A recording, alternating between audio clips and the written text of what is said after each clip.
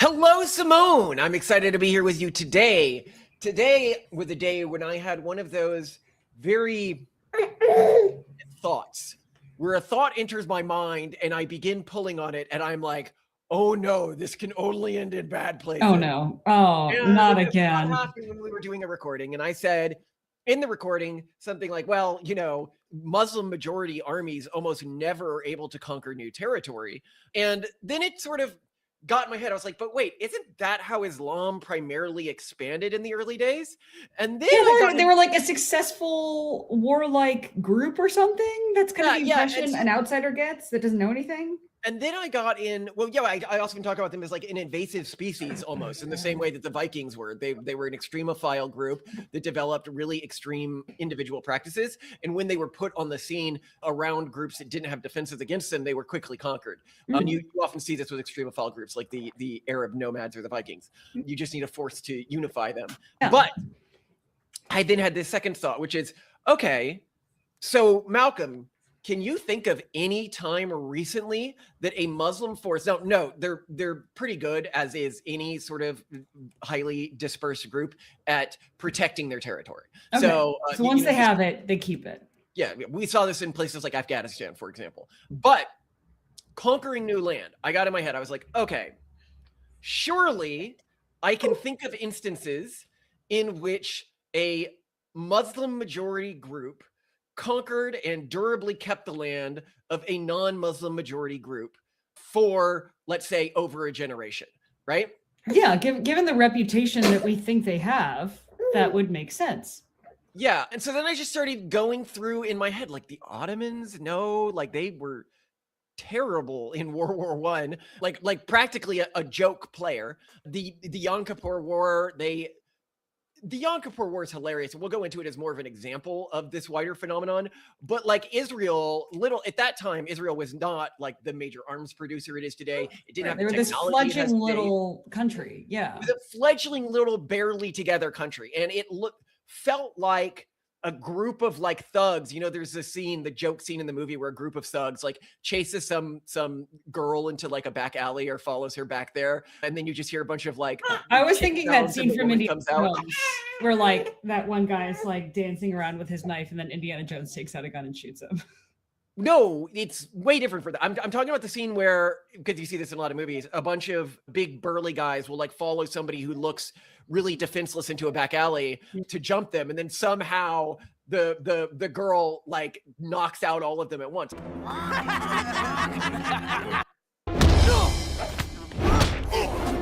I mean, keep in mind, this was a surprise war. They had more military manpower. They had higher tech military manpower, and they had multiple countries attacking simultaneously, and they still lost a ton of territory. So like, how does this happen, right? How, and then I started to go further because I was like, okay, surely this is just like my bias and I'm not knowing all these instances of recent Muslim victories. Sure. So I go to AI and I'm like, when was the last time a Muslim force durably took land and kept it from a non-Muslim force? Okay. Right? Yeah. And so it goes, the Ottoman conquest of Egypt in 1517. Now, no, I'll point out why this one doesn't actually count, but we'll go through. 1517. So the Mamluk Sultanate, nominally Sunni Muslim rulership, but ruled a population that was 85 to 90% non-Muslim, is part of the problem here. At the time, Coptic Christians, Greek, and Jews. So specifically here, Egypt during this time, like even in this example, was actually ruled by Muslims already. It just had a non-Muslim majority population. And it was conquered by the Ottomans, and you've got a problem with the Ottomans because the Ottomans do what I said that Saudi Arabia should do. I was like, look, Saudi Arabia, you guys suck at war. This is how this came up, right? Like I was like, you guys are comically bad. You can't even keep Yemen under control, and it's on your border and destitute and also Muslim. So I was like, you should just, put a bunch of Christians, like Protestants and Jews in charge of your troops, and you do fine. And then I had this thought. Oh no. No. Oh no, that's exactly what the Ottomans did. Not you were thinking. Don't stop. No. So the Ottomans did sort of what like the UAE and the Saudis do. So if you go to the Muslim countries that are operating really well and very prosperous these days, like Qatar and Saudi Arabia and the UAE, anybody who's been there knows that everything, or a lot of it, is actually managed by, well, Jews and Protestants who are imported to do finances. Not Catholics, not like broadly just other people. We'll talk about the Catholic situation in a bit, but oh my God, they are imported. They're not like it's a longer story there, but yes, this is what's happening. Okay. So if people who are familiar with Ottoman history, are you familiar with the Janissaries and how that whole system worked? Please refresh my memory. Okay.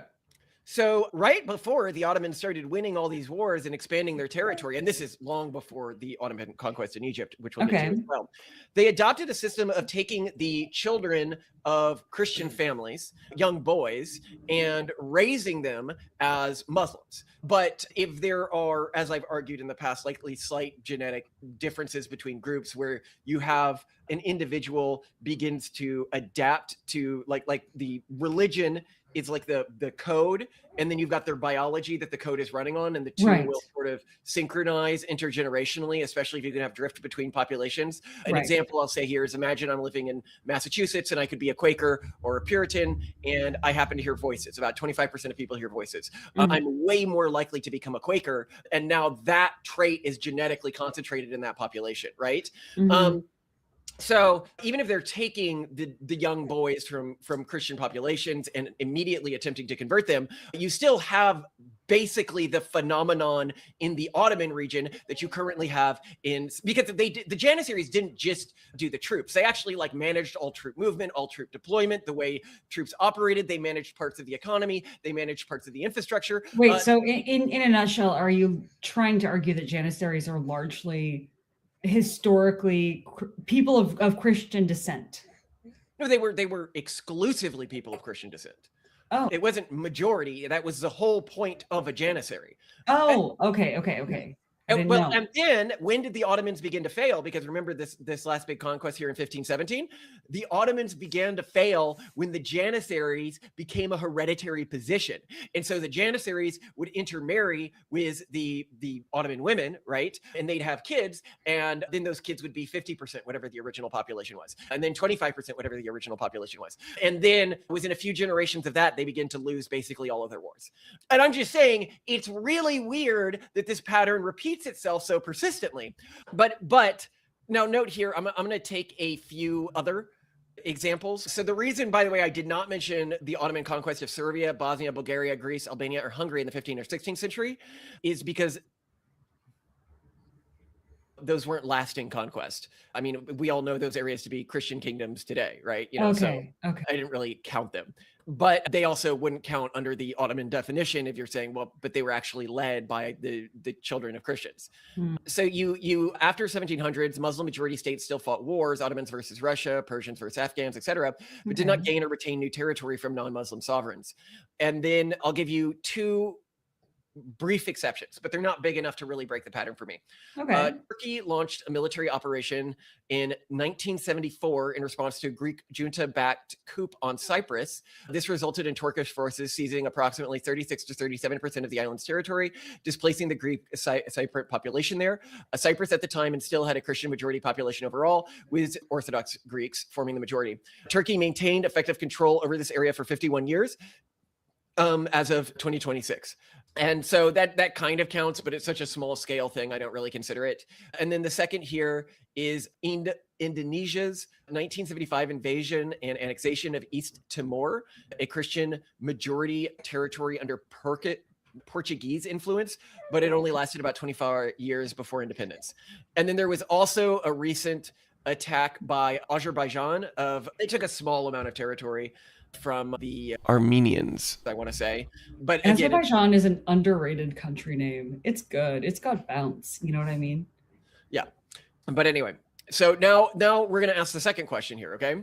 So if we're going to say, okay, we can't count Ottoman victories when they had the Janissaries running their troops, all right? Right, so, because they're basically just rebranding. It's like a Kirkland brand or like generic store brand, except you know that it was made at the same factory as like Doritos. And so you can't, because it's literally the same basic product rebranded.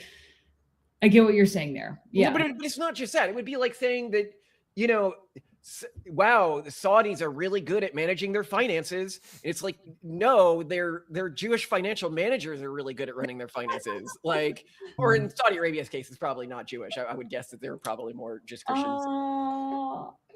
Because my memory's so bad, but isn't it a Japanese man? Like isn't SoftBank managing a lot of Saudi money? Oh, it might be Japanese. There's no difference. Okay, I should have said Japanese in there as well. I can't remember. Hold on, let me ask. Because this. But okay, so we're gonna ask the next offensive question here, right? So you don't include the Ottomans. What Middle Eastern nations funds does those J people sure are good at banking? SoftBank manage? SoftBank, through its SoftBank Vision Fund, manages the capital wealth committed by sovereign wealth funds from Middle Eastern nations. That's Saudi Arabia's public investment fund, is the largest backer of Vision Fund 1, committing up to $45 billion. United Arab Emirates also committed $15 billion to the Vision Fund 1. Okay, so it's not just Saudi Arabia, it's also the UAE. It's also the Japanese could help with a large part of their investments. All right. Japanese, they get it done. They're great. Love them. So you don't include the Ottomans, right? Okay. The last clear case of a durable win where they ended up holding the territory, sort of permanently holding the territory. Okay. Is the Mughal conquest of India back in 1526. Conquered from the Hindu-ruled Delhi Sultanate successor regimes. It was held for 230 years. Wow. Well, right. Okay. So then you've got to ask, okay. I mean, the 1500s, it's like yesterday. Yeah. I'm wearing like 1500s inspired stays under all this. It's still fresh. Here are some other close ones, but they said they don't exactly fit. So you have the Safavid Persia versus Christian Caucasus, 1500s to 1600s, where they conquered Georgia, Armenia, and deported many populations, but control was contested constantly with the Ottomans and Russia. And they relied heavily on the Armenians for trade administration, even in the regions they conquered. The Moroccan conquest in West Africa, you have the Moroccan conquest of Songhai, but that was a Muslim empire, so not non-Muslim states. Then you have the Sokoto Caliphate expansion, 1800 to 1900. Okay. This was a Muslim conquest, but it was predominantly inside a Muslim region. And you actually see this with Muslim countries if you go back. They do fight and win a lot, but it's usually against other Muslims. And you could go back here and be like, oh, aren't there some Muslim countries like in East Asia? Can I tell you the funniest thing? Yeah, there are. There's Indonesia and Malaysia. Do you know the only country either of those countries has ever attempted to invade and take over? No. Each other. God. Indonesia tried to take over Malaysia through like a series of guerrilla campaigns at one point. Oh, for the love.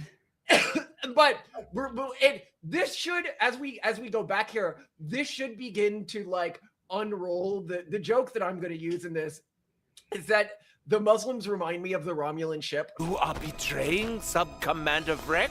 That is a pity, because I am already betraying him. Please, don't make me scoff. Your plans are barely even schemes. From Star Trek's Lower Decks. Assassination plots against me are one thing, but sabotage? Is this your doing, Malak? How dare you? Of course I crave your demise, but not like... Silence! I've been stabbing commanders in the back since before your mother killed her first traitor. Like constantly backstabbing each other. I mean, what? Like Christians and Protestants don't do that. They don't, actually. And we're going to go over this. Christians, Catholics do. Protestants largely don't. So we're going to go over at the end of this, which will basically be, I'm going to give you guys the secret right now. It's how many times in all of their collective history have every one of these individual religious cultures had a coup. Oh. With Protestants, there have only been really 2 coups in all of history, and both of them were military coups where the military took over country from an autocratic ruler and either gave it to or tried to give it to an elected body. Whereas if you look at Muslim countries, they basically have a coup every other year. And because of that, you cannot put competent people in control of the military. Catholics have coups about once every couple generations. Gosh. They're like way more likely to have coups. You have, like, think about Latin America, like coups all the time, right? Like the weird thing is, like, when Protestants do revolutions, they do not do military coups. So consider like the United States Revolution, right? We didn't like take over the local military troops, like the local commands, and say, Fair, okay, yeah. now there are troops. We raised independent troops to fight against them. Yeah. You regularly see this in revolutions within Protestant areas, is they do not try to take over an existing part of the standing military. They try to raise a new force out of nowhere. Which contrasts heavily with both Catholic and Muslim majority countries, but because we don't have a lot of Muslim majority colonies in the Americas, we can't point to one. But if you look at the Catholic majority countries in the Americas, when they would have revolutions, unlike the United States, they would often co-opt existing military infrastructure to conduct the revolution instead of raising a military from scratch. Jews are the same way. Jews, as far as I know, there's not a single case in human history of a Jew ever doing a military coup. A Jewish coup. Jew coup. But when a population doesn't do like coups, and we'll talk about why they may not do coups. It's actually a very interesting thing, and I probably have more episodes on this because I don't exactly know why Protestants never do military coups. Towards the end of the episode, Simone comes up with what I find to be a really, really intelligent reason why. You want to dig deeper? Yeah. Well, I mean, maybe there are some obscure examples or just examples of it that we wouldn't. Examples, we'll get to the obscure examples, and they are weird. Like, one was like a trader guy who tried to take over an island for like a day. Like, they're small scale, weird, and bizarre. Okay. One of the two military coups that I mentioned, so I'll just go over the only two Protestant ones that were real coups. One was Oliver Cromwell, but that wasn't really a military coup because the elected parliament asked him to do it. And then he immediately spent the rest of his life trying to set up a democracy, but they just kept fighting with each other. And then he'd replace them. And then he'd say, basically like George Washington, you know how both sides started to fight as soon as Washington handed it over? Yeah. Folks went back to Washington and it was like, okay, we're fighting. We really want to. There's a good movie. What is it? What's the movie we watched on early American history named after one of the founders? John Adams. Yeah, John Adams. And so they both basically go to George Washington and they're like, hey, can you please come back and take this over? Like, we cannot stop fighting. I need you to come out here and say who's right. And he's just like, I won't do it. Right? Like, hands off. I see it's dysfunctional. I see it looks like it's falling apart. You have to make this work or else. Cromwell, he just kept coming back in and trying to fix it. And then the other one was in, I want to say Sweden. We'll get to it. But they just deposed the king and then replaced him with his uncle, but put in place something like a Magna Carta that just said basically the king has a lot less powers. So basically the opposite of a normal military coup. But I'm going to get going here because it gets worse, right? So okay.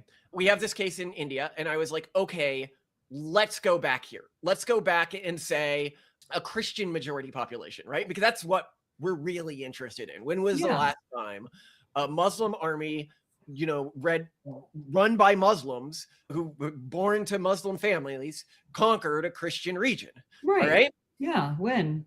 The Umayyad conquest of Iberia, Spain and Portugal in 711 or 718. What? Oh dear. So that they did control it for 500, 800 reasons, but the problem is for 500 to 800 years. That puts them within. Yeah, they control it for a long time. Okay. That means that the last territorial expansions through conquests that Muslims had was 79 years after Muhammad's life. Almost all of the territorial conquests that Muslims did through war happened within 2 generations of Muhammad dying, 79 years. So let's go over some other ones that don't count here. So there were North African conquests, but those were Muslim. You have Middle East, Persia, and India, but those were Hindu, Buddhist, some Zoroastrian or Christian mixed regions. And then you had the Caucasus, but the Caucasus were not stable or long lasting. So basically, since Muhammad, you just have a long period of retreat. Now let's get into why that happened. By the way, any thoughts before I go further here?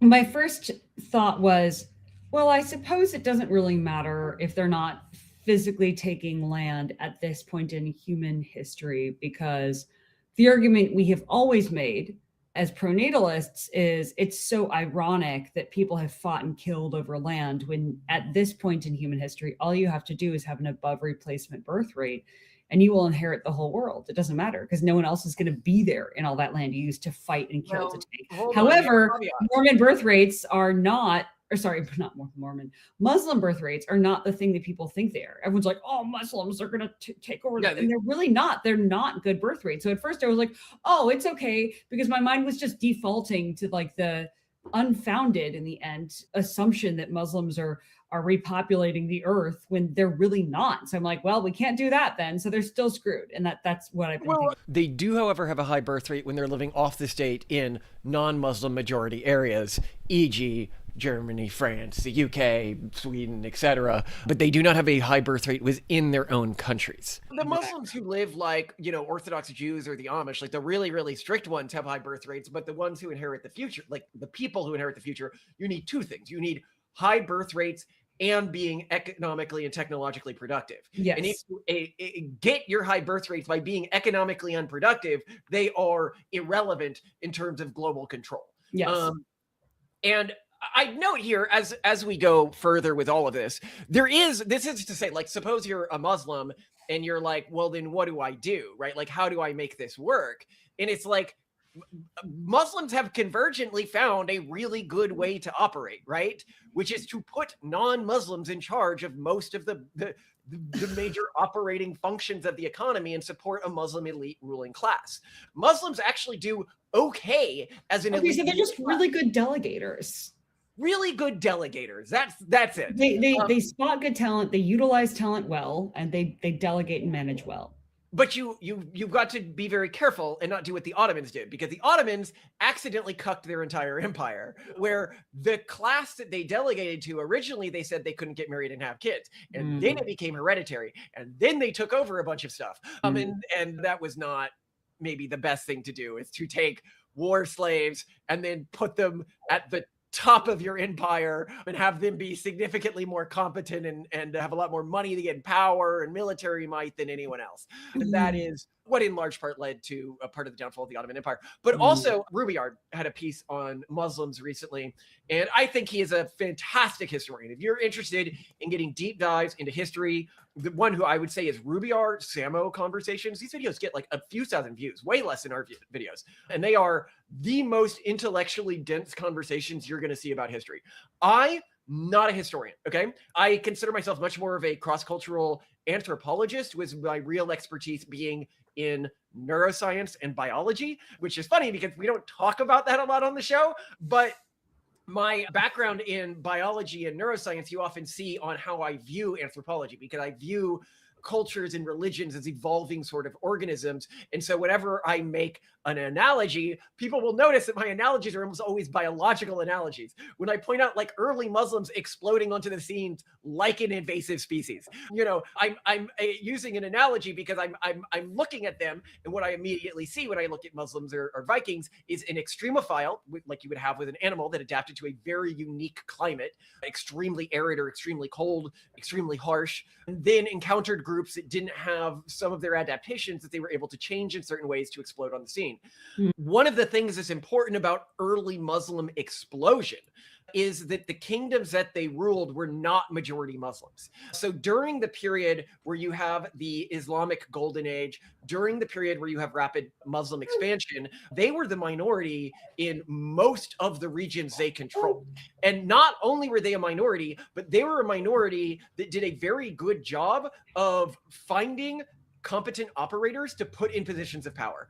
And they were very, very big about doing this with Jews. One of the things I point out is Judaism of today is more closer, like philosophically, if you're looking at the culture of it, it's closer to Protestant culture than either are to Catholic culture or Muslim culture. Really? If you go to this period, the early Muslim expansion period, Islam and Judaism were actually very, very, very similar in the way they were practiced, the way they were thought about, the way that they operated, to the extent where if you go to any of like Maimonides or something, or Maimonides, if you go to like any of like the great Jewish scholars for this period, they're always defining Jewish theology in contrast to Islamic theology. and not in a disparaging manner to Islamic theology. Specifically, they really liked that they saw Muslims as true monotheist instead of what I call them trans monotheists. A lot of Christians are, where they actually have multiple supernatural entities that they'll deal with, but they just define those entities as not gods, and therefore they say I'm not a polytheist, right? Even though most polytheistic societies have a creator god that makes the other supernatural entities. And so the Jews of this time liked that the Muslims of this time did do this. Now Muslims don't do that anymore, but they did at this time. But anyway, in Rubyard's video on this, I love, he's like, I'm going to try to not offend Muslims in this. You know, he's like, I really respect your culture. What I love is, you know, you're getting on this video. I respect nobody's culture. I don't respect my own culture. I will attack the Jews. I will attack the Muslims. I will attack the Catholics. I have called my own people like savage woods people who will murder you and eat you if you get lost in the woods like that. And I'm like, and there's data to back this up. So the point I'm making here is I try to take the opposite perspective of Rubyard as being like an intellectual who can go into things while taking a harsh eye to everything, because I think that's how we improve. But anyway, so the reason why in every period where Muslim culture has really worked is they were very good delegators, and they were very good delegators during the Islamic cultural explosion. And so a lot of people, they saw this and they say, hey, well, this means that the Muslims, they didn't actually the Muslim golden age. They were just taking over the scientific institutions of other organizations within those places, you know, whether it's Persia or Greece or anything like that. To which I would say, well, if you say that, then you can't give Catholicism any credit for anything it's done in its entire history, because you could say it's a nepo baby of the Roman Empire, and they were just taking over the Roman institution. The nepo baby of the Roman Empire. Catholicism. Oh. I don't hold that position was really either. I think with Catholicism, it's actually more arguable than it is with Islam. Specifically, what I mean by this statement is, if you know your history of science and medicine, the development of it significantly dropped after the Catholic Church took over the Roman Empire in the areas where it was being produced, but the amount of it significantly increased in the Muslim areas like Persia and parts of Greece when they took over, i.e. they were producing more academic works after the Muslims took over than before. So even if they are sort of nepo babying it, at least they didn't collapse it like the Catholics did. And I mean, seriously, just think about it. If we're not talking about, because people act like the Muslims just came in at like the end of classical Greece or something like that. They did not. This period had been pretty dead for a long time. Post-classical Greece, pre-Muslim, can you think of any great mathematicians from these regions? Can you think of any great scientists? You could probably think of like 15 off the top of your head from the Muslim Golden Age. And it's the same with the Roman Empire. You can think of lots of great, you know, artists, writers, scientists from the early Roman Empire, from the height of the Roman Empire. But once you get into the Christian period, there are some. It's not a complete drought, but it's not as many. And I have to be clear, it really does seem to be a rising of specifically the Catholic sentiment around knowledge, of being extremely focused on the sort of knowledge of those before you. So you take somebody like, you know, like the development of medicine in Rome, and you go up to Galen, and then, you know, just a few generations after him, Constantine comes into power, and there's basically no medicine developed in this region for the next century or so. What really allowed for the Islamic golden age of science to happen was that the Muslims of this period, because they were a minority ruling class, tried to play the minority classes off of each other instead of having sort of a total control, right? You know, and so they would say, who's the smartest Jew here? Who's the smartest Christian of this type here? Who's the smartest? And they specifically would try to elevate groups based on how minority they were. So the smaller a group was, the better they were to put into a position of like pseudo power, because they'd be more grateful for it. So like, suppose you come in and you conquer Spain, and Spain is majority Christian, and you have a minority Jewish population, right? So who is least likely to help a rebellion if you give them disproportionate rights? The Jews. right? Because if you give the Jews more rights than the Christians are, if they win a rebellion, it goes back to being a Christian territory. But if you make things nicer for the minorities that were there before you got there, now they have a vested interest in not seeing you leave, right? And you don't just do this for Jews. You do this for minority Christian populations, because Spain has a bunch of different groups that all hate each other, and they've hated each other forever. And that's why they're always on the brink of splitting up.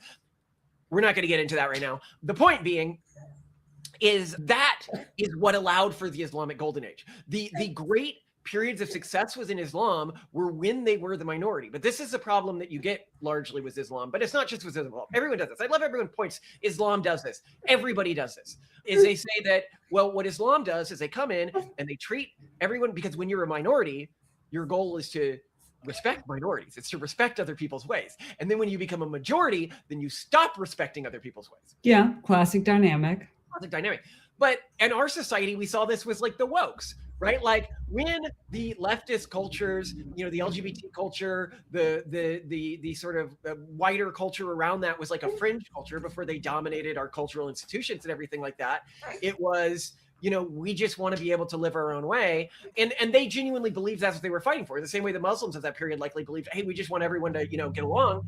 And now that they feel they have power, they'll defend somebody jacking off in a woman's restroom, right? Like this happened recently. They're like, that's a totally normal thing to do, right? And it's like, well, it's actually like I could see why women feel really unsafe in that environment.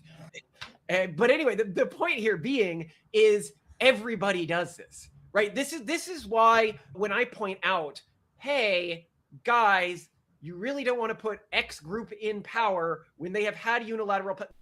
I'm getting carried away and about to miss closing the point here, which is that Islam, we have all these stories about how nice they were as rulers and how nice they were to Christians and how nice they were to Jews when they ruled these territories. And this is actually true when they were still the minority in these territories, when they became the majority in these territories, because they were rulers while they were still minorities. When they became the majority in these territories, they typically became quite abusive to the existing populations. In fact, the only population I can think of that is really consistently decent to minority populations when they're the majority population is sometimes Protestants. Look at like Cromwell's England or something, inviting the Jews back in and trying to create some degree of religious freedom laws when he had the ability to just completely quash anything that wasn't his own beliefs, and he didn't. Like the reason why the US had such an explosion was because it was a multicultural society and those cultures worked cohesively with each other. Again, I'm not saying you just want more cultures for the sake of more cultures, right? Like the original founding cultures of America were just like really good cultures to work alongside each other, right? They were not like, if you imported a bunch of people from I don't know where, but somewhere into early America, it probably would have fallen apart as well. But the other thing about multiculturalism is it needs to be multiculturalism with strict cultural hierarchies and understanding that you are part of your culture within that society, right? So like, you mean sort of knowing who you belong to, but also there being these distinct groups? Like confusion as to who belongs to. Suppose you're in an early Islamic, like one of these multicultural environments, right, where they actually make it work. Yeah. So if I, as a Christian, or I, as a Jew, was like, oh, I'm just going to go rob people, right? Like, I don't care. And I allowed my community to become like an unsafe community, right? Like you don't walk through the Jewish neighborhood because they'll stab you and take all your stuff, right? They would have said, oh, like the Muslims in charge, they would have said, oh, Jews are a problem. Let's do like a pogrom or something like that, right? And you could say that. Now, in our society, if there is an ethnic group or a cultural group that allows their neighborhood to become dangerous, right? We should just be able to say, hey, X people are a problem. They're being a problem for everyone else, and we should treat them differently than other groups. And in our society, we call that racism, right? But the reason why that form of racism actually made society work, or not racism, like anti-religionism or anti-culturalism worked, is because then you had a reason to intraculturally police. When if you allow your neighborhood to become a dangerous place, if you don't intraculturally police, that the surrounding cultures will take that out on all of your people, and you have a strong community identity, then your community elders will build up systems for dealing with that. And this is what historically happened in many of these Muslim empires. Like you had the millet system and stuff like that, which we'll get into in a separate episode. But the point here being is multiculturalism kind of requires racism to work. It requires cultural accountability, right? That's a really interesting point. Yeah, well, I guess we should say functional and productive multiculturalism that moves humanity on the whole forward also requires some level of not just, I don't know if racism is the word, but like internal or natural but unforced segregation, pride, minor amounts of xenophobia, and maybe some racism, or at least in early America had this, right? Like this is the thing. No, totally, yeah. The Quakers freaking hated the Puritans, and the Puritans hated the Quakers. For example, this is not a race-based thing. The Puritans and the Quakers effing hated each other. Oh, they were at each other's throats. Yeah, there were some hilarious anecdotes of they'd literally like tar and feather, like if a Quaker went into Puritan territory, like, strip them naked, pour boiling oil on them. Oh, and the Quakers hated the Scots-Irish. They were like, these guys are worse than the Indians. Can't stand them. The Scotch-Irish were constantly killing the Quakers. Well, I mean, it's so fun. How can you help yourself? They don't fight back. It's hilarious. Poor people.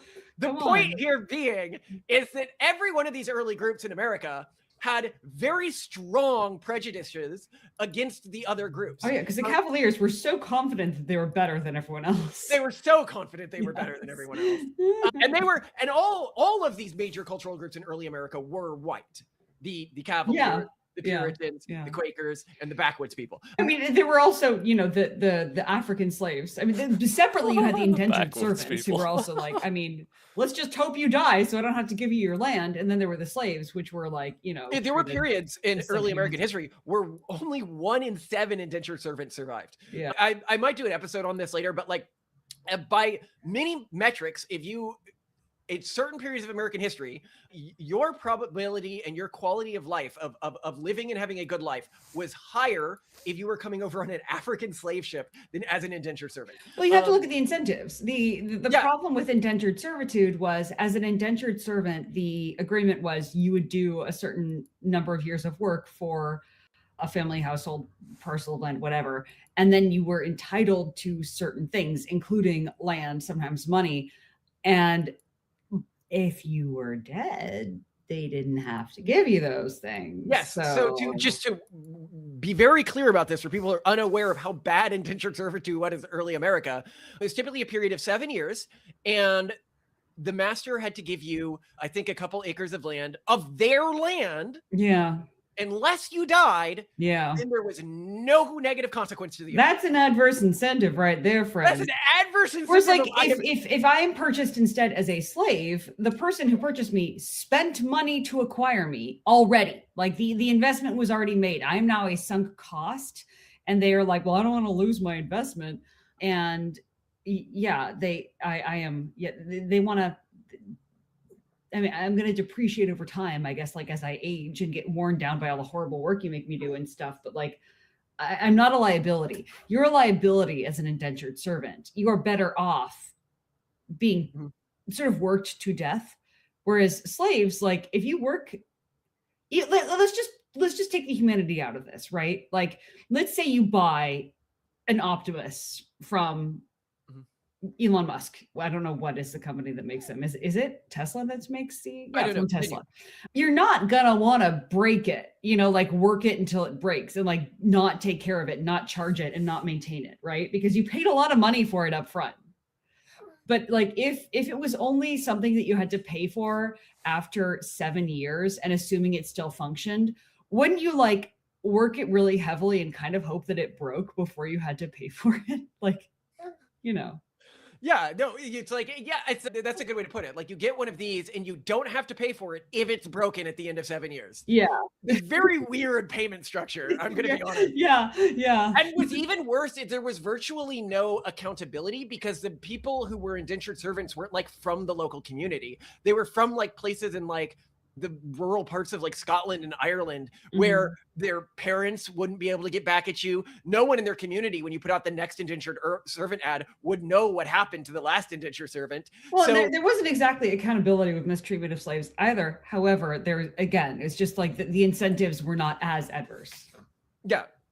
But we're not saying slavery was good. Note here. No, But the point I'm making here when I talk about racism in the word, you need prejudice for multiculturalism to work, because then there's cultural accountability. That's what prejudice is cultural accountability. And it was really sort of stupid of society to say that there should be that you can't be like, there is a trend within this community, because as soon as you can say that, then you can address the trend, right? Intraculturally. Basically, if you made it this far in this episode, it's about to get about 30 times more spicy. My hot take is probably that goblins are basically running society. I mean, who runs Gringotts? Goblins. The Daily Prophet? Goblins. Literally the entire Ministry of Magic have gone to Gobland every year to pledge allegiance by kissing some sort of sacred goblin wall. Cooked beyond belief, mate. It's insane. My hot take is that gingers are more oppressed than black people. But what happened? Why did the Muslims spread as fast as they did to begin with, right? So let's talk about this. The reality is that Byzantium and Persia had just fought 30 years of total war. They were broke, depopulated, politically fractured, and religiously divided. They were beginning to have the big religious divisions of early Christianity. And Islam at the time unified a tribal group and had a very easy time just sort of moving in and taking things over using a meritocratic force. Like Muhammad, and when people are like, Muhammad wasn't a real person, you're clearly an imbecile. Like Muhammad was obviously a real person, right? Like the stories about him aren't even all that flattering all the time. Yeah, right? they're extremely human stories. Yeah, I mean, yeah. Couldn't even write.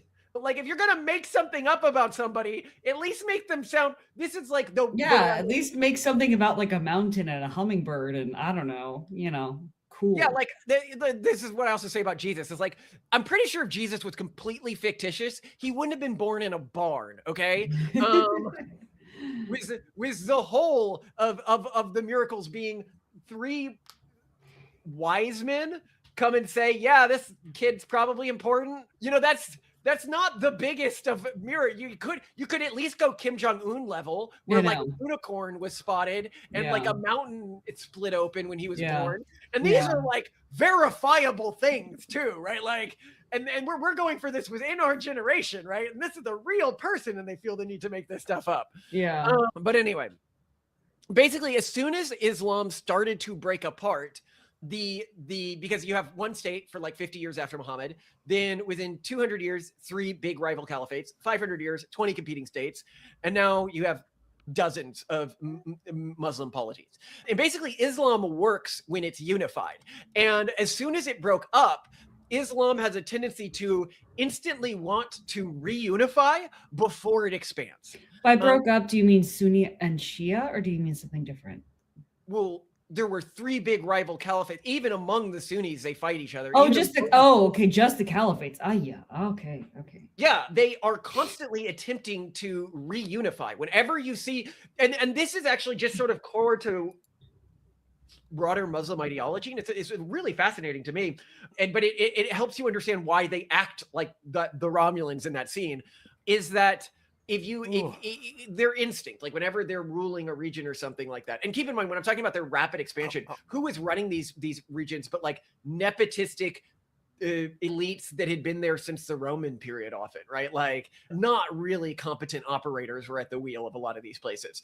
And keep in mind, these were Roman operators of often non-Roman territories, right? So this would be like North Africa, Persia, etc., right? So that was the region that Muslims took over really effectively. It was the regions that Rome ruled, but only ruled as an elite, not replacing the existing population. And so Islam basically was better at doing that than the existing powers within those regions. But it also makes sense, because if you look at something like Islam and you're like, their period of greatest growth, and it was one of the fastest growths of any culture we've ever seen in human history, happened during a period where they were unified. Of course, they would want to return to a unified state so they can recontinue that push. But they they don't have good mechanisms for doing that, like the Crusades or anything like that, like the Christians did during the Crusades, where they were able to unify multiple Christian groups to fight together for a common cultural aim. But let's talk about why they sucked so much in the war to take Israel, right? The core reason being is that Egypt and Syria, they had different goals, and their commanders, and this is another thing within Islam, Islam is a very hierarchical society, but we'll get to why, because they basically have to be. So the on-the-ground commanders within the Muslim forces were not able to make their own decisions, whereas in Jewish forces, they were able to make their own decisions. And so you would have things like the ground cover for like air defense along the Egypt line didn't move up as the tank crews were moving up. So in the really big tank battle that they had, they got absolutely creamed with like much lower Israeli numbers because the Israelis were able to do air support, which they shouldn't have even had the ability to do. But within the Muslim forces, all you had to do was follow your commanders, and you don't make your own decisions. And if you're given a rule and you break that rule and it ends up bad, or even if it ends up good, you can be punished. But that's not the way it works within Jewish forces. And this also isn't the way it works within most Protestant forces. And the question is why? This is because of the coup issue. The reason why you have to be so strict and hierarchical within these other societies is because of a fear of military coups, where the idea, and Jews who watch this can tell me, if the idea that an IDF commander would even consider a coup. It's comical, but I mean, it's also, actually genuinely comical. That's funny that it is, though, considering how common coups are in general, isn't it? Well, they're not common in Jewish or Protestant areas. The Protestants just do, and it's also because the American armed forces have always been predominantly staffed or disproportionately staffed, depending on the period of American history you're looking at, by people of the backwoods cultural group, which is a clan-based and tribal cultural group. But they never start coups. And I don't actually know why. Like, I almost want to think deeper about this. Can someone who has, I don't know, extremely deep Jewish history knowledge and community knowledge and power dynamic knowledge. I mean, we know it's a very intellectually meritocratic culture, but I don't know why that would preclude them from being vulnerable to coups. So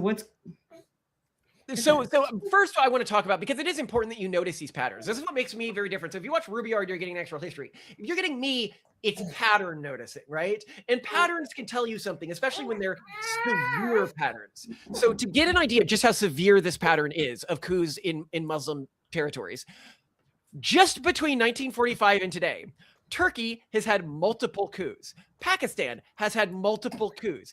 Egypt had a coup in 1952 and 2013. Iraq, Syria, Sudan, Libya, Algeria have all had military officers overthrow the governments.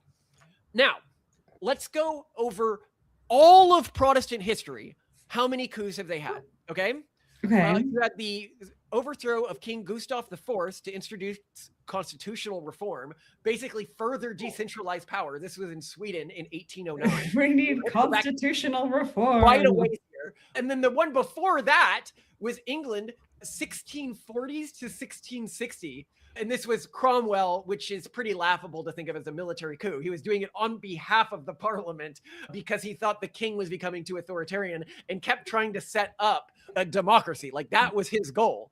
The only other one that we have is Iceland in 1809, where a weird tiny coup by a traitor using a Danish warship and collapsed very quickly. It's obscure. The only real potential counter to this you might have is Fiji, which has had 3 coups.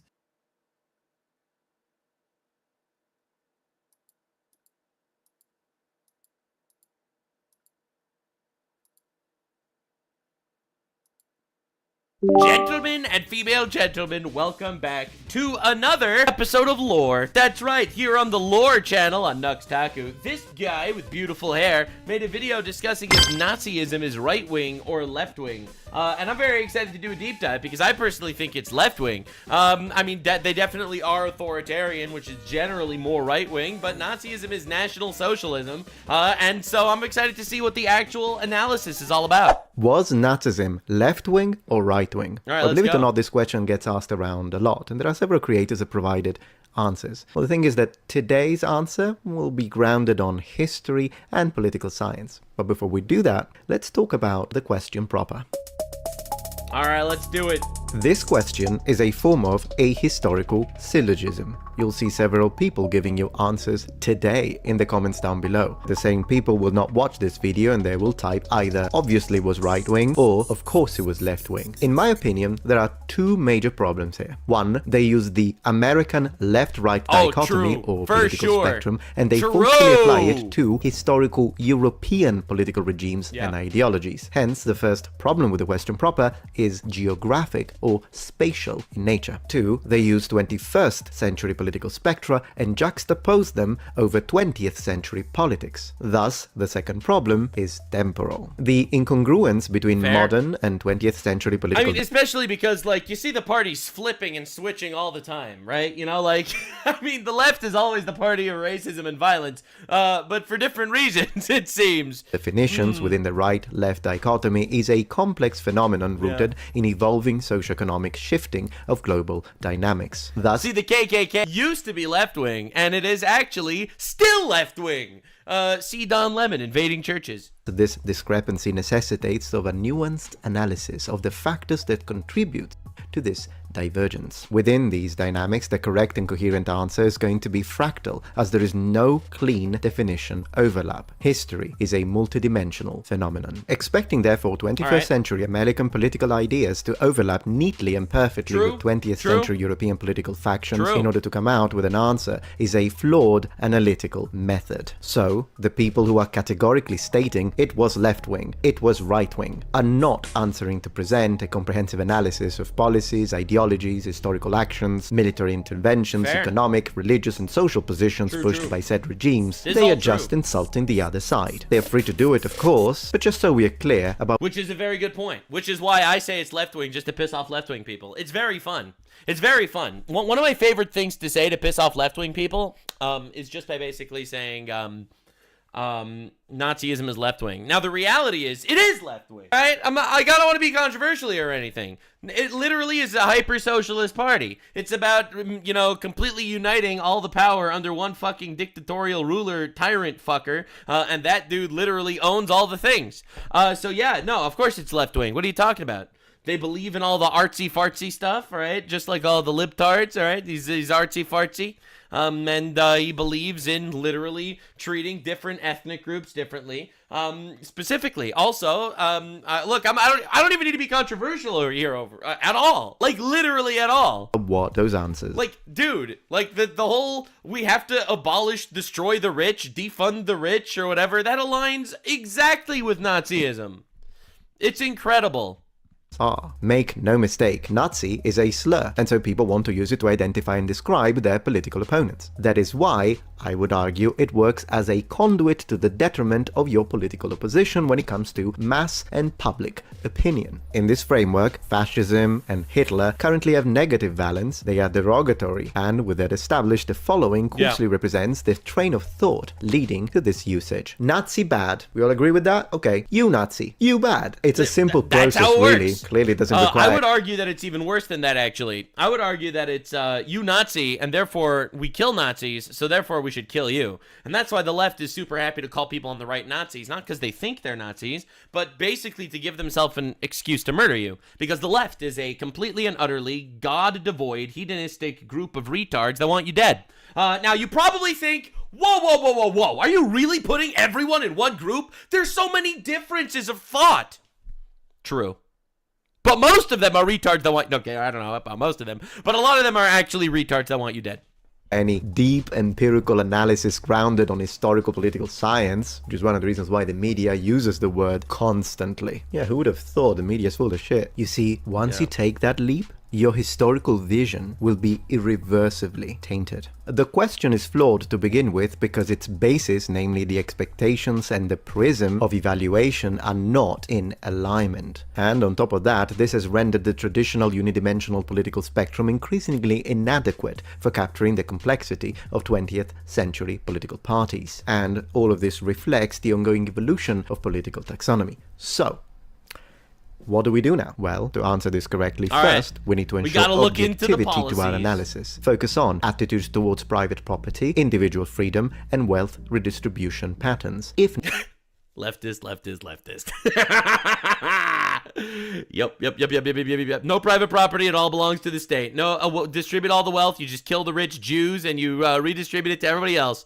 Yep, we know. needed, even implementing a mathematical apparatus. Also, we should explore and take into consideration the political allegiances that occurred historically. Dude, you want to hear the craziest thing that that proves that Nazism is left wing? So, in Nazism, they remove people from the gene pool to not pass down genes that they don't want to be passed down, to remove traits from the next generation, and by murdering a lot of people. And leftists literally institutionalized a modern day child holocaust, murdering infinite babies. All right? Literally murdering people for the sake of not passing down genes to the next generation. That's right. Leftists are the modern day eugenicists, just like Nazis. And the sort of opposition to the regime in question, the Nazis. So let's do that. Welcome to our comprehensive qualitative analysis. Yeah. Some people will Planned Parenthood is a Nazi ideology. use nomenclature as a gotcha moment to place the Nazis within the political spectrum. In other words, Nazism stands for National Socialism, so they were socialists, hence left-wing. Yeah. Now, nomenclature Sure. alone cannot be used as the basis for classification. It's too shallow and unscientific as a parameter. This is regardless of whether you think they were left-wing or right-wing. Let me prove it to you. If the name of any given party is the basis of the argument Look, the name doesn't prove everything, but it definitely did get that name for a reason. where they stand within the left-right dichotomy, then is the Communist Party in China Republican in the American sense? I mean, it's the Communist Party of China. It's obviously left-wing. the People's Republic of China. Oh, get the fuck out of here. That's not the same as socialism. Okay? Republic doesn't mean fucking anything. That's like, get out of here. No. That is not the same as saying communism in the name or socialism in the name. Socialism is a left-wing ideology. Republic isn't a right or left-wing ideology. God, bro, republic is a description of a nation. Get out of here, bro. This is the most false dichotomy of all time. Words don't have meanings. What do you mean? I know that he's obviously kidding. Probably. But nah, dude. Similarly, is the Democratic People's Republic of Korea, aka... Bro, stop! Republic isn't an ideology.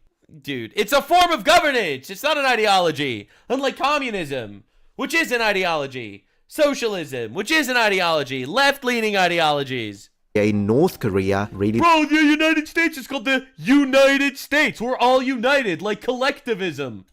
democratic? Here, yeah, didn't think so. And if you really want to break your brain, I made a video not too long ago talking about ancient democracies, such as, for example, Greek democracy, which was a form of pure democracy, and then I compared it to modern democracies and to see what they differed and what areas they had in common. Well, in the comment section of that video, as it happens, my American viewers began a flame war, whereby you had people saying, no, America is a democracy, and other people saying, no, America is a constitutional republic. Right. Well, do you know what Italy is?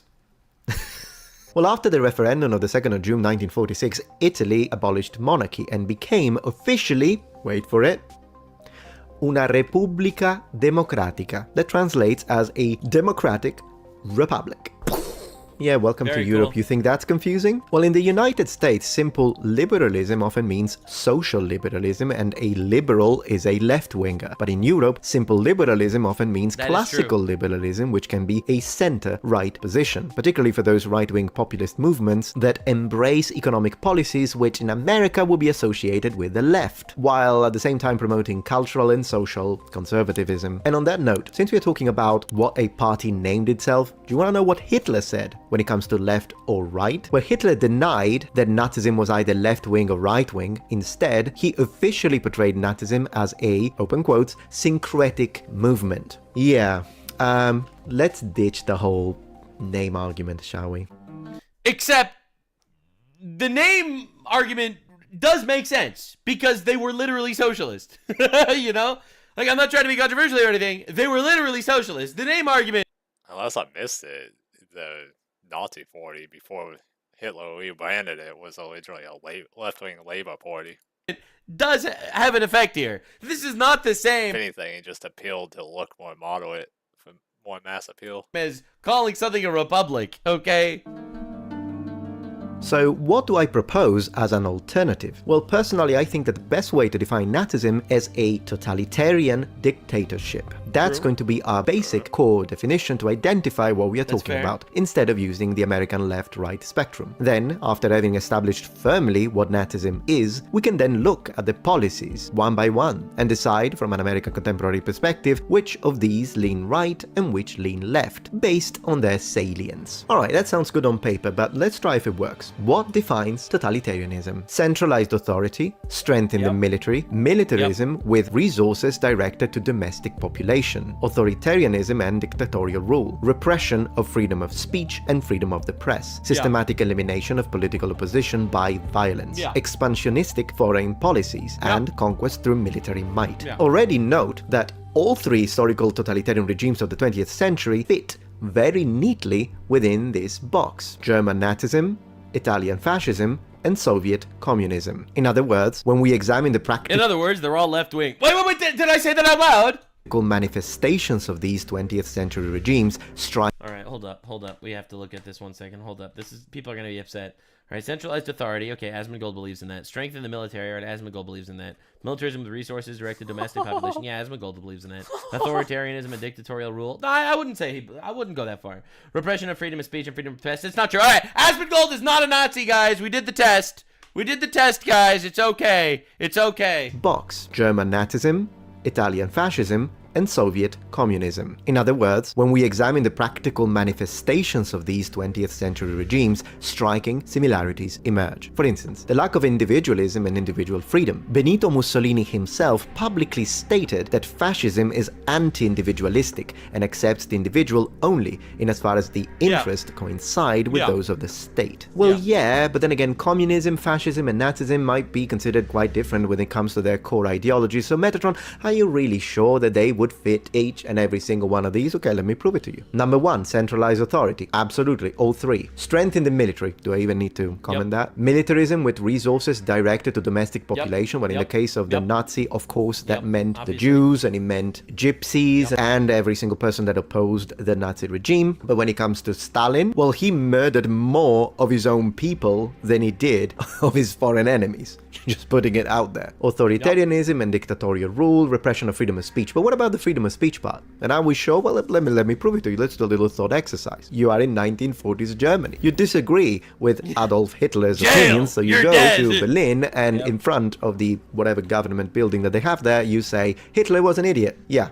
Do you think you're going to survive that? And into the concentration camps you go. But what about Italian fascism? Well, you go to Rome and you state right in the main plaza, Benito Mussolini was an absolute moron. And there you go, dead in the prison. Well, you probably die before you even reach the prison, but if you do reach the prison, you'll die in there. And once again, let's teleport you to Soviet Russia. You are in front of the Kremlin and you say, Stalin, who is a monster. Gulag, immediate. No freedom of speech. In fact, freedom of speech is the first thing that goes when it comes to totalitarianism. I might make a dedicated video to that. If you appreciate my content so far and wish to help ensure my ability to continue to tell it how it is, regardless of any possible backlash, please support this channel on Patreon. Any support helps me and my team of academics keep the channel strong and gives us the means to fight back against the political rewriting of history. Stand with us, form the wall, defend the truth. Hell yeah, dude.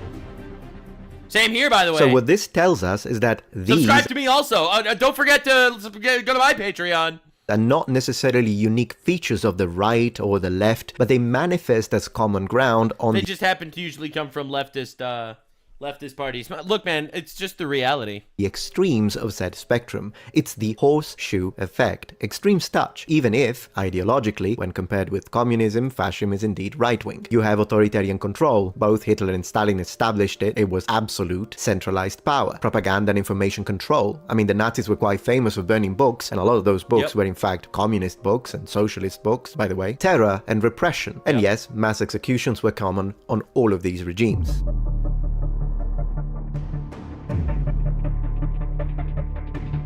Now, in Europe, conventionally, Nazism is generally considered to be a far-right ideology, also due to their allegiances with the fascists in Italy and their countering of Stalin and communism, which is, of course, a left-wing extreme ideology. Yeah, that's cringe, man. Just because they fought communists in Russia, that does not necessarily... They wanted to be the communists. They're just jealous of them. That's the whole origin story of them in the first place. Really mean at all that they weren't left-leaning. That is a very, very false dichotomy. 22nd of June 1941 and the invasion of the Soviet Union should stand as a clear definition of that. Besides, under Hitler, the newspapers of the Social Democratic parties are banned, functionaries are arrested, and whatnot. But once you start to look at this from the American political perspective, then the situation becomes muddy, if you will, necessitating a more nuanced item-by-item approach. You see, the Nazis, for example, had nationalized healthcare. Government was deeply involved in every aspect of industry, so we're talking about big government. The Nazis were not in favor of free market capitalists. And yes, I'll defend this one in the next section. And all of this sounds left of center to an American. So it is mixed. On the following section, I'm going to present... I didn't even hear like the other side. What's the mix? What, that they fought communists in Russia? Present the characteristics of the regime, and then... Like, at least Miss Lee was pretty good at pretending to be right-wing. Hitler wasn't even good at it. You decide where it leans the most towards. This way, we can promote critical thinking. Now, Nazism was characterized by extreme nationalism, state-funded welfare programs. If there sounds leftist to me. Were any form of identity politics similar to contemporary political discourse, of course the Nazis would have been against it, but so would have been the communists. They had state control of industries, support for a strong military, and as we said, repression of freedom of military, once again, that could be either right or left. That doesn't mean anything. Speech. Alright, now let's jump into the economic policies.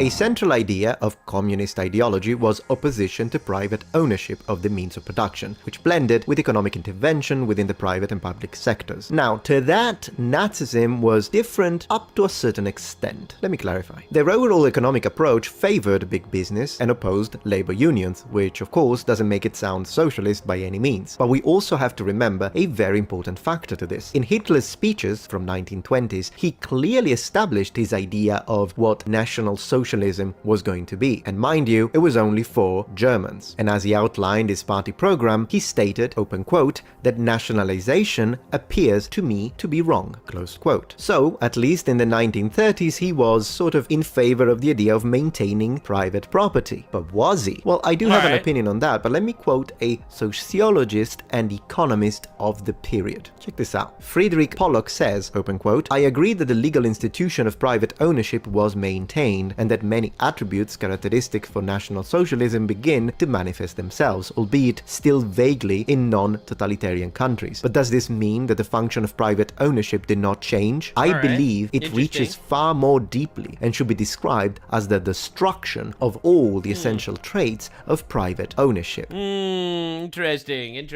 So basically, he's like, yes, of course private property should be a thing.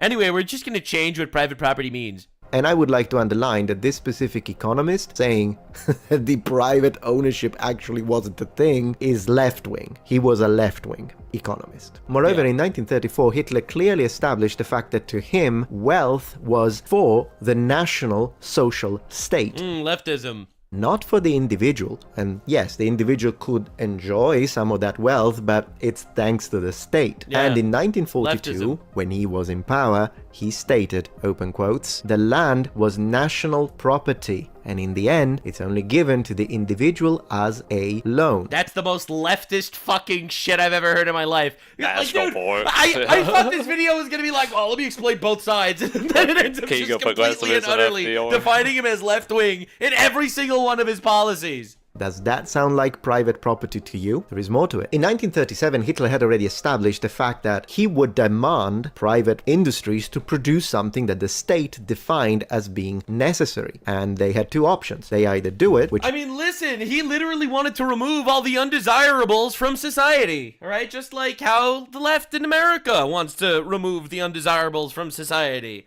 right? He's got the eugenics, he's got eugenicism, he's got the fucking bullshit. All he was, it's like he wasn't a cuck. I'm so vindicated right now, it's insane.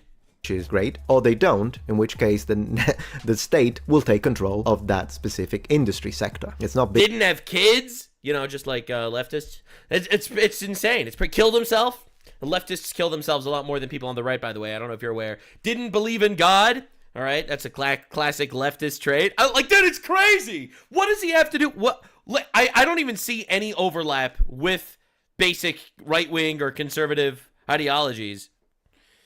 He wasn't wrong, though. Yeah, says the retard. He fucked the entire Europe. He's destroyed his own country. Aside from the evil that he's done, all right, which is unbelievable levels of evil, millions dead. Aside from all that, Germany is cooked. Europe is cooked. In fact, Europe is still cooked because of Hitler. Hitler was so bad that Europe became this cesspool slop pot, literally as a pendulum swinging all the other way against Hitler. So they imported infinite retards from the third world because white people are bad because of Hitler. Dude was such a fucking pathetic loser that aside from being unbelievably, demonstrably evil, all right, aside from being unbelievably evil, he also destroyed his country and all of Europe. Here, 80 years later, all of Europe is still destroyed because of how pathetic he is.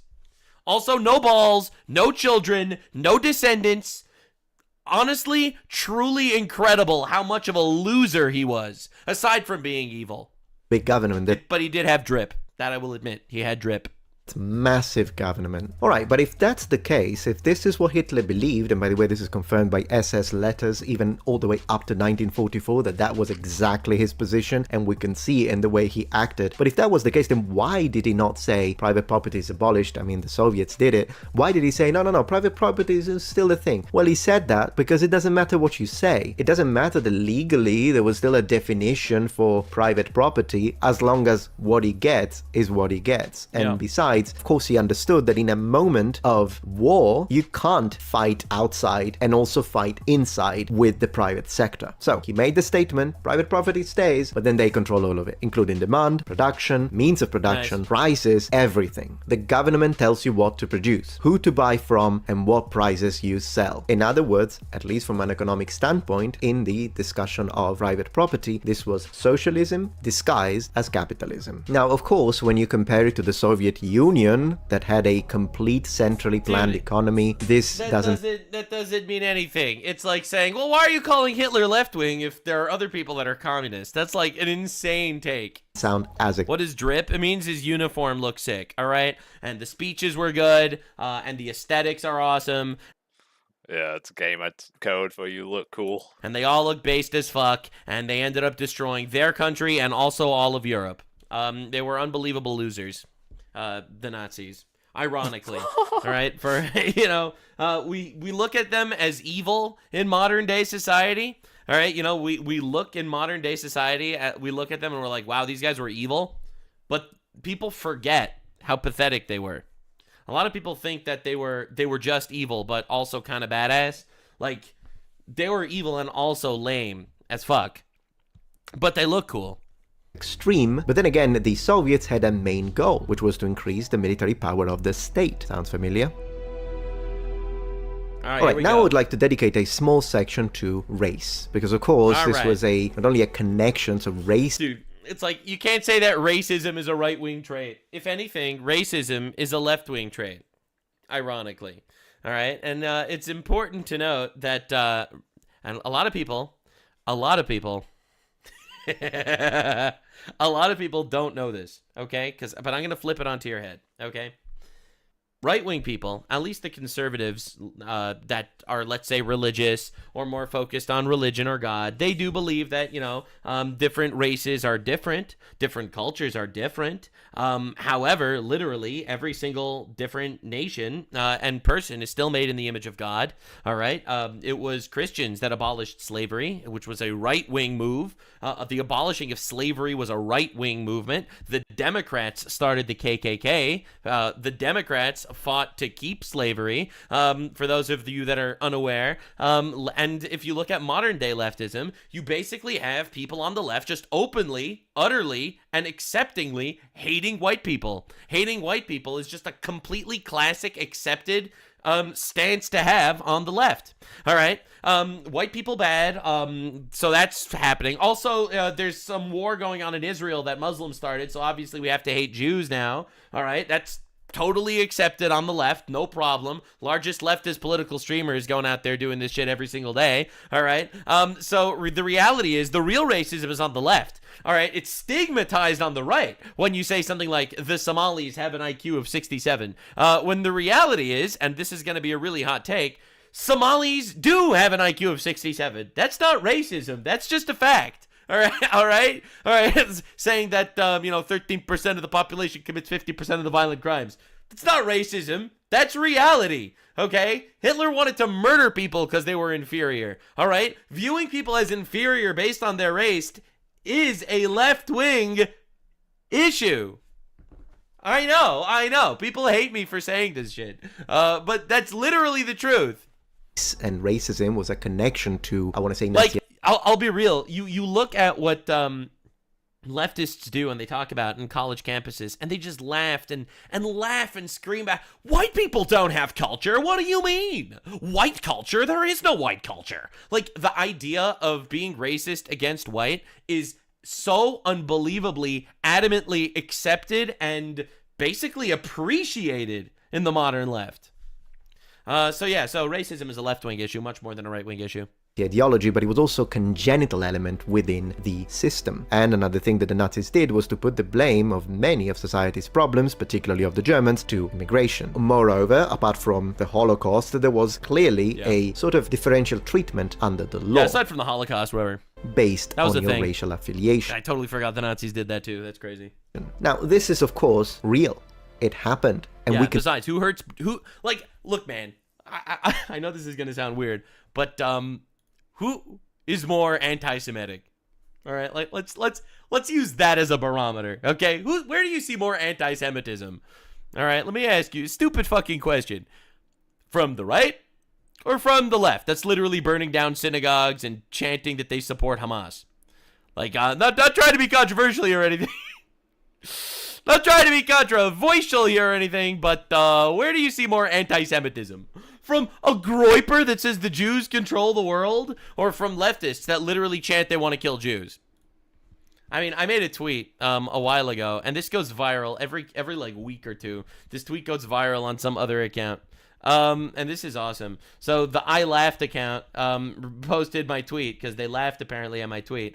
Where I said, "Hi, Jew here. I uniquely get shit from the far right and the far left. I can say with 100% certainty, I would entrust my life to a Hitler-hiling, anti-Semitic, Jews control the universe, Nick Fuentes groiper, named Kill Rape Jews groiper 42069, over a moderately leftist college student that goes to overwhelmingly peaceful protests and celebrates Charlie Kirk's assassination. That's how bad it is."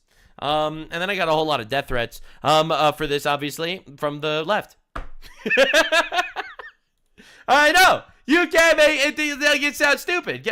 Guess if I got death threats for this. Guess. Psych! Hey, other moderately liberal college students, can we kill Nux Taku? Thanks, man. Very cool. Ironically, like, you just proved me right. It's like, yeah, I don't care. Like, thanks, man. Very cool. Very cool. Can see some of these themes, particularly the ultra-nationalistic ones, in modern-day far-right ideologies. With that being said, let's also remember that if you think that racism denotes right-wing position, then you would classify Karl Marx as a right-winger. And the reason I say that is because if you actually read the article he published in 1844 called On the Jewish Question, you would absolutely consider communism is just a fucking whip-off of socialism itself, just as much as fucking... just as much as fascism and Nazism are a whip-off of communism. To be racist. And also Marx didn't really like Mexico. Karl Marx, who was a Marxist, by the way. That's another thing that he did, and Friedrich Engels said quite a lot of horrible things about black people too. Yeah, so race, it's more of a left-wing issue, by the way.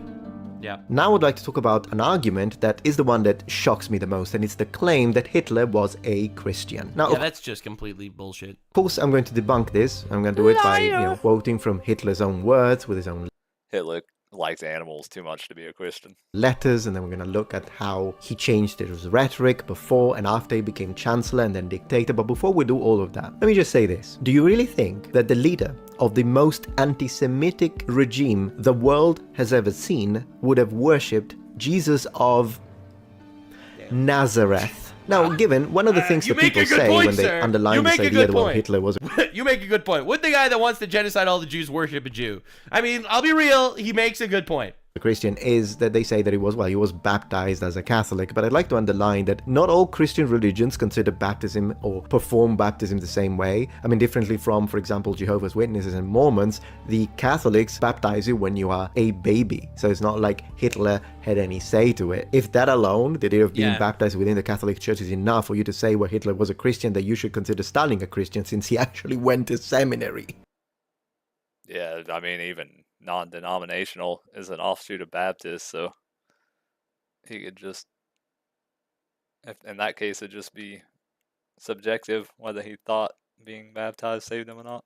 No, so I mean, another thing is, it's like getting baptized as a baby is the same thing as like being ethnically Jewish, let's say, right? If you're ethnically Jewish, like Karl Marx was a Jewish guy, I'm pretty sure. Ethnically, he obviously wasn't religious, he wasn't conservative, he didn't believe in God, he was like a known atheist, but ethnically he was Jewish. So it's like, oh my God, it's a Jew! That's the same idea as calling Hitler a Christian, because technically he was baptized when he was a baby. It's the same idea. It was orthodox, but still. Hitler's real intent towards the church was eroding the core doctrines of the Christian religion until there was virtually nothing left of its original function, in order to slowly substitute it with a puppet used for social control, which would also have followed with the confiscation of all the places of worship, something actually quite similar to what is happening today in China. So that alone doesn't really make me feel confident about, Hitler's Christian beliefs. Oh, and the fact that he shot quite a lot of Polish priests dead.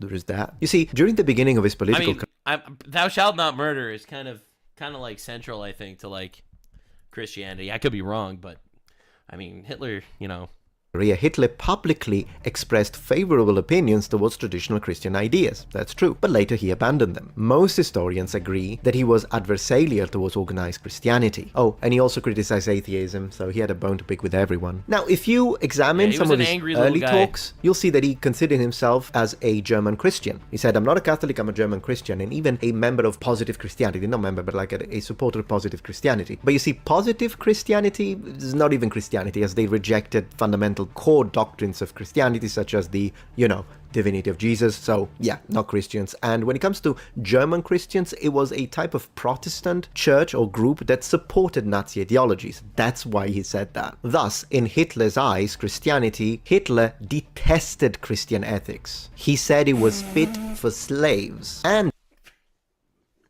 wait, so this dude that detests Christian ethics, they're really gonna say that he was a right-wing guy? Like, come on, dude, what are we doing? In 1937, he publicly said that the Christian church or Christianity was ripe for destruction, and that doesn't sound like a Christian to me. So, we do know that Hitler was friends with Muslims. idea that Hitler was a Christian is nonsense, and his ostentatious hatred towards Christianity wouldn't really work or go very well with, say, modern-day faith and flag right-wing Americans. With all being said, as you can see, there are many aspects to this. Yes, some of it. Yeah, many aspects. He's left-wing, and there's really no other way to discuss this, to be honest. His policies were in fact right-wing, others would have been left-wing. Yeah, he was If you were to take like one of those quizzes online, what you could do is try with your own, with your own understanding of these, you could try and answer. Like every time you get a question, you could ask a question, what would Hitler respond to that? And Bro really is trying to do, what would Hitler do?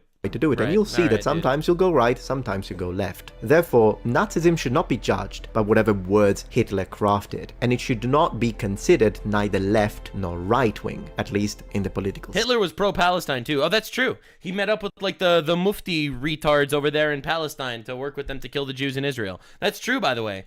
sense. The only thing in which that's true. He was the first pro-Palestine. He was the first pro-Palestine leftist.